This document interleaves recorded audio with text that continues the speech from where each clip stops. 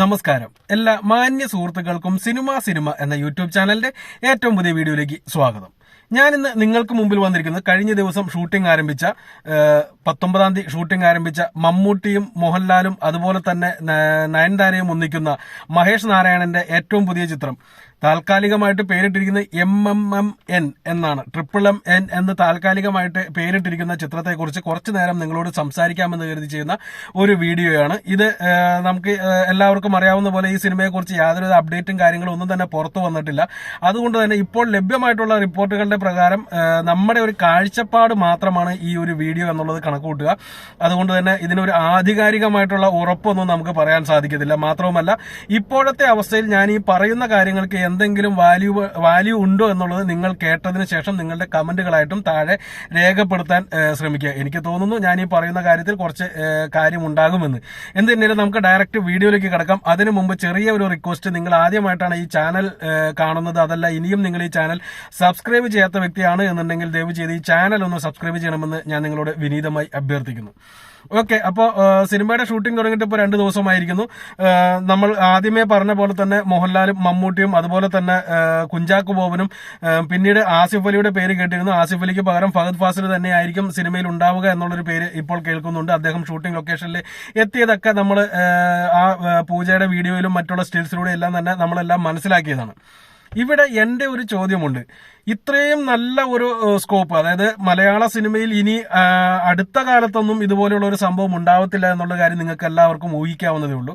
കാരണം ഏകദേശം 2008 അവസാനമായിട്ട് ഇതുപോലെ ഒരു സംഭവം ഉണ്ടാവുന്നത് അത് 2020 എന്ന് പറയുന്ന ഒരു സിനിമയായിരുന്നു. അന്ന് മലയാളത്തിൽ അതുപോലെ എല്ലാ നായകന്മാരെയും ഉൾക്കൊള്ളിച്ചുകൊണ്ട് ഒരു സിനിമ ചെയ്യാൻ പറ്റുന്ന ഒരേ ഒരു സംവിധായകൻ ജോഷിയായിരുന്നു. അന്ന് ആ ജോഷി സാർ ആ ഒരു സിനിമയെ വളരെ മനോഹരമായിട്ട് തന്നെ ചെയ്ത് തീർത്ത് നമുക്ക് മുന്നിലേക്ക് എത്തിച്ചു. ഒരു താരത്തിനും താരമൂല്യം ഇടിയാത്ത രീതിയിൽ, അതായത് 3 താരങ്ങളാണ് അന്ന് സൂപ്പർ സ്റ്റാറായിട്ട് നിലനിന്നിരുന്നത്. മോഹൻലാലും മമ്മൂട്ടിയും അതുപോലെ തന്നെ സുരേഷ് ഗോപിയും 3 പേർക്കും അവരവരുടേതായിട്ടുള്ള പൊസിഷൻ കൊടുത്ത് എല്ലാവരുടെയും ആരാധകരെ തൃപ്തിപ്പെടുത്താൻ പാകത്തിനുള്ള ഒരു സിനിമയായിട്ട് അത് അണിയിച്ചൊരുക്കി തിയേറ്ററിൽ വലിയ വിജയം നേടുകയും ചെയ്തു. പിന്നീട് പല ഫാൻസുകാരും വന്നിട്ട് അത് മോഹൻലാലിന്റെ സിനിമയാണ് അല്ലെങ്കിൽ മമ്മൂട്ടിയുടെ സിനിമയാണ്, മോഹൻലാലിനെ താഴ്ത്തി കെട്ടി മമ്മൂട്ടിയെ താഴ്ത്തി കെട്ടി എന്നൊക്കെ പറഞ്ഞിട്ടുള്ള വലിയ വാദങ്ങളൊക്കെ നടത്തുന്നത് കാണാൻ സാധിച്ചു. പക്ഷെ സുരേഷ് ഗോപിക്ക് അത്രയും ഫാൻസ് ഇല്ലാത്ത കാരണം അവരുടെ ആൾക്കാരും തന്നെ വന്നത് കണ്ടില്ല. എന്ത് തന്നെയാലും അത് ഒരു വലിയ ഒരു ഓളമായിട്ട് ഇപ്പോഴും നിലനിൽക്കുന്നുണ്ട്, അല്ലെങ്കിൽ ആ ഒരു ഫൈറ്റ് കാര്യങ്ങളൊക്കെ ഇപ്പോഴും നമ്മുടെ സോഷ്യൽ മീഡിയയിലൂടെ തരംഗമായിട്ട് നിൽക്കുന്നുമുണ്ട്. ഇന്നലെയും കണ്ടു അതുപോലെ ഒരു കമന്റ്.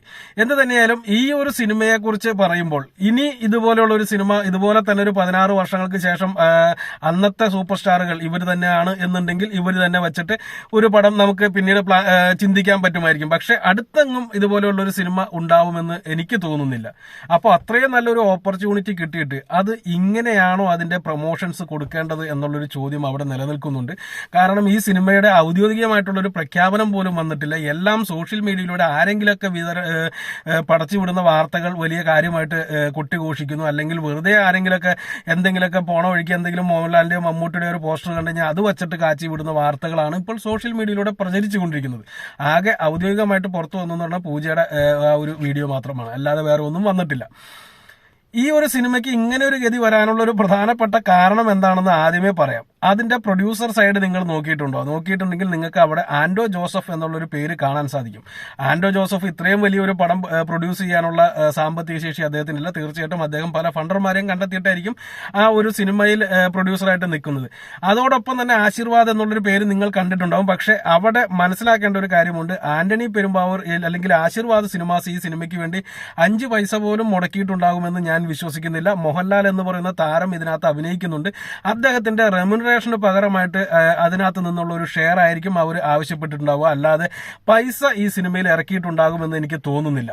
പക്ഷെ മോഹൻലാൽ എന്ന് പറയുന്ന താരം വരുമ്പോൾ അവർ പൈസ ഇറക്കിയില്ലാതെ പ്രൊഡ്യൂസർ ആയി എന്നുണ്ടെങ്കിൽ പോലും അത് വലിയൊരു ഗുണം ഈ സിനിമയ്ക്ക് ചെയ്യുമെന്നുള്ളൊരു കാര്യത്തിൽ ഒരു സംശയവുമില്ല. മമ്മൂട്ടി മോഹൻലാൽ ടീം ഒന്നിക്കുന്നു എന്നുള്ളൊരു പേര് തന്നെയാണ് ആ സിനിമയ്ക്ക് ഇനി വരാൻ പോകുന്നതും അല്ലെങ്കിൽ ഇപ്പോൾ നടന്നുകൊണ്ടിരിക്കുന്നതും.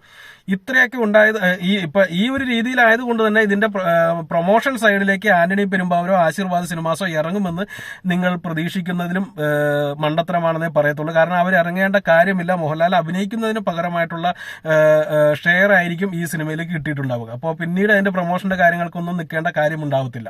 അപ്പൊ അങ്ങനെ വരുന്ന സമയത്ത് ഈ സിനിമയുടെ യഥാർത്ഥത്തിലുള്ള പ്രൊഡ്യൂസർ ആരായിരിക്കും? ആൻഡോ ജോസഫ് ആയിരിക്കും എന്നുള്ളൊരു കാര്യത്തിൽ സംശയമില്ല.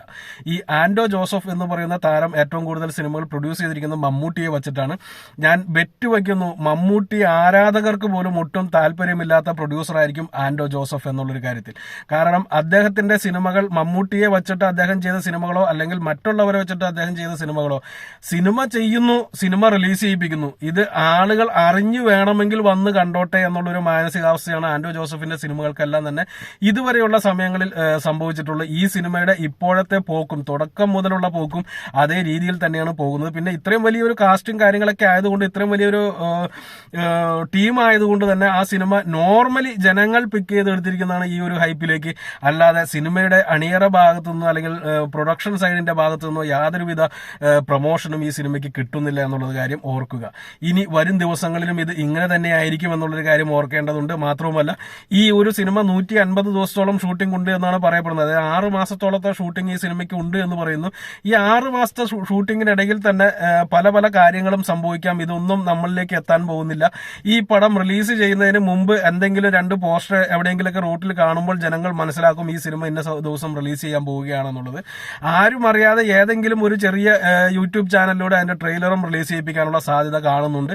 അങ്ങനെ ആരെങ്കിലും കണ്ടെത്തി അതൊരു ഹിറ്റായി മാറിയാൽ ആ സിനിമ 10 പേര് റിലീസ് ചെയ്യുന്നതിനെ പറ്റിയോ അല്ലെങ്കിൽ ട്രെയിലറിനെ പറ്റിയോ സംസാരിക്കും. പിന്നെ മമ്മൂട്ടി സിനിമയാണ്, അതുപോലെ തന്നെ മോഹൻലാൽ അഭിനയിക്കുന്ന സിനിമയാണ്. അതുകൊണ്ട് തന്നെ ആ സിനിമയ്ക്ക് അവരുടെ ആരാധകർ മുന്നിട്ട് നിന്ന് എന്തെങ്കിലുമൊക്കെ ചെയ്തു കഴിഞ്ഞാൽ അത്രയും കിട്ടി. അത് മാത്രമായിരിക്കും ഈ സിനിമയുടെ പ്രൊമോഷന്റെ ഭാഗത്ത് നിന്ന് വരാൻ പോകുന്നത് എന്നുള്ളതും കൂടി അറിയേണ്ടതുണ്ട്, അല്ലെങ്കിൽ അറിയിക്കേണ്ടതുണ്ട്. എന്ത് തന്നെയായാലും ഇത്രയും വലിയ കാസ്റ്റ്, 4 നായികമാരുണ്ടെന്നാണ് പറയുന്നത്. അതായത് നയൻതാരയാണ് മെയിൻ നായിക എന്നുണ്ടെങ്കിലും മഞ്ജു വാര്യർ ഈ സിനിമയിൽ ഒരു പ്രധാന കഥാപാത്രമായിട്ട് എത്തുന്നുണ്ട്. അതുപോലെ തന്നെ നമ്മുടെ സാമന്ത ഈ സിനിമയിൽ ഒരു സോങ്ങിൽ വരുന്നുണ്ട് എന്നുള്ളൊരു വാർത്ത കേൾക്കുന്നുണ്ട്. ഇന്നലെ നമ്മൾ ചെയ്ത വീഡിയോയിൽ അത് റൂമറാണെന്നാണ് പറഞ്ഞത്. പക്ഷെ ഇപ്പോൾ കുറച്ചുകൂടി ആധികാരികമായിട്ടുള്ള റിപ്പോർട്ടുകളൊക്കെ പുറത്തു വരുന്നുണ്ട്. ഇങ്ങനെയാണ് ഇതിനകത്ത് ഓരോ വാർത്തകളും പുറത്തു വരുന്നത്. അതായത് ആദ്യം ഒരു റൂമർ പോലെ ആരെങ്കിലുമൊക്കെ എവിടെ നിന്നൊക്കെ തുടങ്ങുന്നു. ഇപ്പൊ ആസിഫ് അലിയുടെ പേര് പറഞ്ഞു കേട്ടത് നമ്മൾ എല്ലാവരും മറന്നതാണ്, നമ്മളെല്ലാം വലിയ കാര്യമായിട്ട് വീഡിയോ ചെയ്തതാണ്. പക്ഷെ ഇപ്പോൾ ആസിഫ് അലി വന്നില്ല, അല്ലെങ്കിൽ എന്തുകൊണ്ട് അദ്ദേഹം പിന്മാറി, അല്ലെങ്കിൽ ഫഹദിനെ എന്തുകൊണ്ട് മാറി പകരം ആസിഫ് അലിയുടെ പേര് കേട്ടു എന്നുള്ളതൊന്നും ആർക്കും അറിയത്തില്ല. ഷൂട്ടിംഗ് തുടങ്ങിയ സമയത്ത് ഫഹദ് അവിടെ ഉണ്ട്. അപ്പോൾ ഇന്നലെ വരെ പറഞ്ഞ ആസിഫ് അലി എവിടെ പോയി? ഇതൊക്കെയാണ് ഈ സിനിമയുടെ പുറകിൽ സംഭവിച്ചുകൊണ്ടിരിക്കുന്നത്. ഒന്നുകിൽ ഒഫീഷ്യലായിട്ട് ഒരു അനൗൺസ്മെന്റ് എങ്കിലും നടത്തുക. അതിനൊന്നും ഒട്ടും തന്നെ ചെലവില്ല. ആൻഡോ ജോസഫിന്റെ ഒക്കെ പേജിലൂടെ ഒരു ഒറ്റ ഫോട്ടോ ഇട്ടാൽ മതി, ആ സാധനം പക്ക പെർഫെക്റ്റ് ആണ്, എല്ലാവരും തന്നെ അറിയും. അല്ലെങ്കിൽ മമ്മൂട്ടിയുടെയോ മോഹൻലാലിന്റെയോ പേജിലൂടെ ഒരു പോസ്റ്റർ ഷെയർ ചെയ്യാനുള്ള അനുമതി പ്രൊഡ്യൂസർ കൊടുത്താൽ മതി. അതുപോലും ചെയ്തിട്ടില്ല. അപ്പൊ പിന്നെ എങ്ങനെയാണ് ഈ സിനിമയ്ക്കുള്ള കൃത്യമായിട്ടുള്ള ഒരു പ്രൊമോഷൻ നടക്കുക എന്നുള്ള കാര്യം നിങ്ങളൊന്ന് തന്നെ ഒന്ന് പറഞ്ഞു തരിക.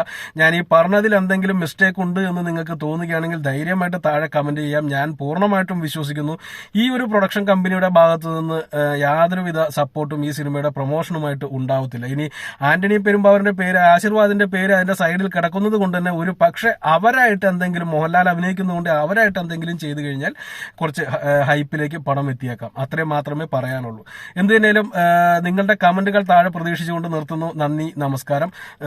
ഇന്ന് പടം കാണാൻ പോവുകയാണ്. ഇതിന്റെ റിവ്യൂ വരുമെന്ന് ഞാൻ വിശ്വസിക്കുന്നു. കാരണം ഇതുവരെ ഞാൻ പടം കാണാനായിട്ട് ഇറങ്ങിയിട്ടില്ല. വണ്ടി സർവീസിന് കൊടുക്കണം. അപ്പോൾ വീഡിയോ ചെയ്യാനായിട്ട് നമ്മുടെ സ്റ്റുഡിയോ നമുക്ക് താൽക്കാലികമായിട്ട് നഷ്ടപ്പെടുകയാണ്. 2 ദിവസം സ്റ്റുഡിയോ ഉണ്ടാവത്തില്ല. അപ്പോൾ റിവ്യൂ ചെയ്യാൻ പറ്റുകയാണ് എന്നുണ്ടെങ്കിൽ റിവ്യൂ ചെയ്യാം. കാരണം വീട്ടിൽ അകത്തിരുന്ന് ചെയ്യുമ്പോൾ ഇരുട്ടിന്റെ ഒരു പ്രശ്നം വരുന്നുണ്ട്. നോക്കാം. നന്ദി, നമസ്കാരം.